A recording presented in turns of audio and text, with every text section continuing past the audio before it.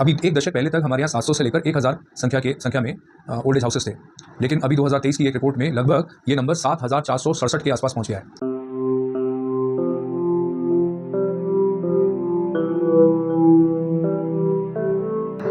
तो जैसे हम लोगों ने अभी श्राद्ध के बारे में बात करी और श्रद्धा के बारे में बात करी है, मातृ देवो भव पितृ देवो भव कैंपेन का एक जो दूसरा बड़ा हिस्सा है वो ये है कि हम अपने जीवित माता पिता को लेकर कितना संजीदा हैं। जिस तरह से ओल्ड एज हाउसेस के नंबर बढ़ रहे हैं सोसाइटी में, क्योंकि भारत की जो ओल्ड एज पॉपुलेशन है, माने जो वृद्धावस्था की पॉपुलेशन है, वो अब बढ़ना शुरू हो रही है। हम जैसे विश्व के सबसे यंगेस्ट देश थे, सबसे ज़्यादा तरुण हमारे देश में रहते थे। अभी वो तरुण थोड़ा प्रौढ़ता की तरफ बढ़ना शुरू हो गए, तो हमारे यहाँ वृद्धावस्था का नंबर भी बढ़ना शुरू हो गया। अभी एक दशक पहले तक हमारे यहाँ 700 से 1000 के आसपास ओल्ड एज हाउसेस हुआ करते थे।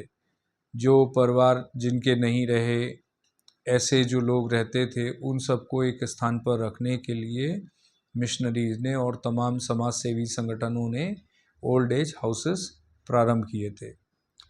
और अभी जो आ रही है नंबर 2023 की एक स्टडी बताती है कि लगभग 7467 ओल्ड एज हाउसेस हम लोगों के देश में बन चुके हैं, और ये नंबर बहुत तेज़ी से डबल होने की तैयारी में है। यानी आने वाले कुछ समय में ही ये नंबर डबल हो जाएगा, क्योंकि धीरे धीरे हो क्या रहा है कि हमारे परिवारों ने अपने माता पिता की जो रेस्पॉन्सिबिलिटी है उसको भी शट ऑफ करना शुरू कर दिया है, उसको भी छोड़ना शुरू कर दिया कि जितना रुपया लगेगा उतना रुपया लगाएंगे, इनको घर में नहीं रख सकते, इनकी घर में हम देख रेख नहीं कर सकते, हम इनको ओल्ड एज हाउसेस में छोड़ देते हैं और वहाँ इनका ध्यान रखा जाएगा। माने उनका ध्यान फिजिकल स्तर पे तो बहुत अच्छा रखा जा सकता है, पर जो मानसिक स्तर पे उनका ध्यान रखा जाना है वो ध्यान नहीं रखा जा सकता। तो जितनी भी आयु है उतनी आयु तो व्यक्ति पूरी करेगा, यानी माता पिता पूरी करेंगे, पर उस आयु में उनको सुख नहीं प्राप्त होगा, उनको वो प्रसन्नता नहीं प्राप्त होगी। घर के अंदर होने वाली तमाम समस्याओं के बावजूद वो घर के अंदर अपने प्रसन्न रहते हैं। माने अपनी, कहते हैं ना कि घर में टूटी चारपाई भी अपनी लगती है, तो ऐसे ही अपने घर के अंदर कितनी भी कमियां क्यों ना हो, लेकिन वो अच्छी लगती हैं।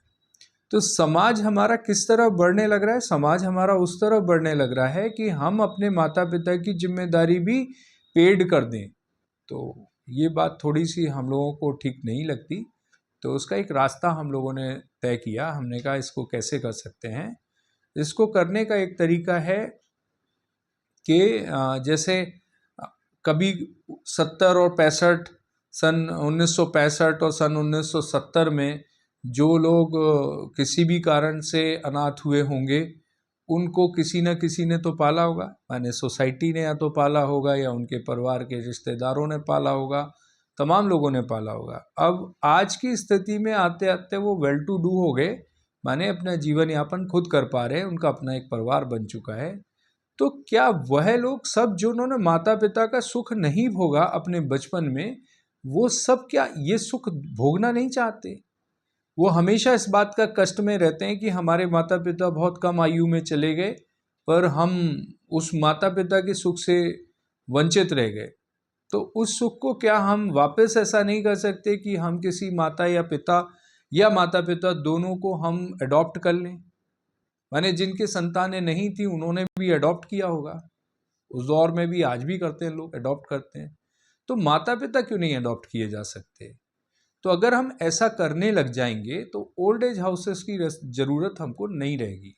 मैंने कुछ एक ओल्ड एज हाउसेस रहें, लेकिन जिस तेज़ी से हम ओल्ड एज हाउसेस का प्रचलन कर रहे हैं, उसमें धीरे धीरे हम ये मान के चल रहे हैं कि वृद्धावस्था में हमें हमारे बच्चे नहीं रखने वाले। ये अभी की स्थिति भी ऐसी ही बन रही है, और बच्चे भी ऐसे ही सोच रहे हैं कि हमें अपने माता पिता का भविष्य में ख्याल नहीं रखना, पैसे दे देंगे जितने पैसे लगेंगे।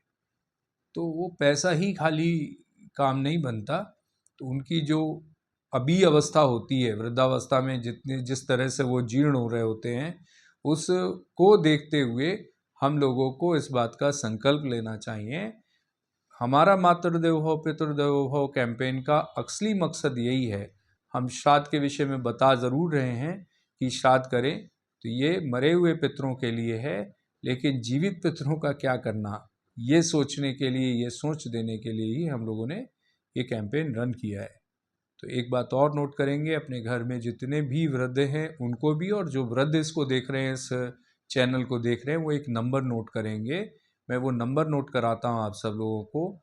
ये ओल्ड एज हेल्पलाइन नंबर है 14567 14567 14567, ठीक, 14567। इस नंबर पर अगर कभी भी किसी वृद्ध को आवश्यकता पड़ती है तो इस नंबर पर, इस ओल्ड एज हेल्पलाइन नंबर पर आप संपर्क कर सकते हैं, आपको तुरंत सहायता प्राप्त होगी। इस चैनल को आप लोग सब्सक्राइब करिए और इसके अंदर नोटिफिकेशन आपके लिए मिलते रहेंगे। आप इसके लिए कमेंट्स भी करिए। हमारी कोई बात आपको ऐसी लगती है जिसको हमें ठीक करना है तो वो भी बताएंगे, और जिन बातों के बारे में आपको आगे अधिक जानकारी चाहिए उनके बारे में भी बताएंगे। धन्यवाद।